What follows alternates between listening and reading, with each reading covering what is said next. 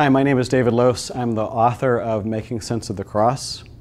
One of the deep ironies of our Christian faith is that while we all know that the cross and resurrection of Jesus Christ stands at the very center of our faith, most of us would have a hard time explaining why it matters or what God accomplished in and through the cross.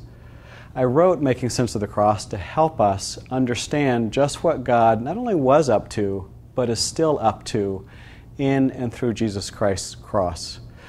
One of the interesting things about this time is that most of our views of the cross are shaped by the religious right, and that understanding of Jesus' crucifixion is pretty simple. Humans sinned, that created a huge debt to God, that God ought to punish us for our sin, and instead God punishes Jesus in our stead.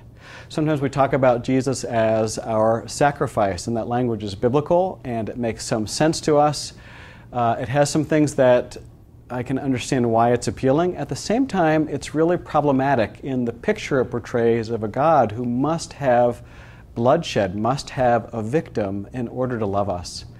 And so part I wanted to do in writing Making Sense of the Cross was to offer an alternative. And I do that in three ways. First, I'll introduce you to the four gospel accounts of Jesus' crucifixion, of Jesus' passion, and we'll look at both the similarities of those four stories as well as some of the really interesting and important differences. That is, Mark's story of the passion is different from John's story, and we are enriched in our faith by knowing both of them. Second thing we'll do together is we'll look at three major metaphors or ways of understanding the cross through history. Some of these are more than 1,000 years old, and some are more recent. And we'll look at each of them and try to understand both the strengths of that way of looking at the cross as well as some of the limitations.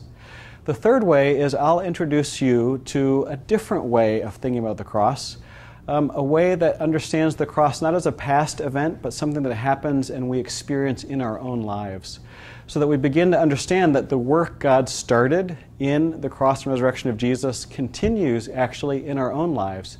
And it's my hope that after you've read the book, whether on your own or in a group study setting, that you'll not think of the cross just once a year on Good Friday, but rather that the cross will shape and inform your daily activities at work and at home and in the world.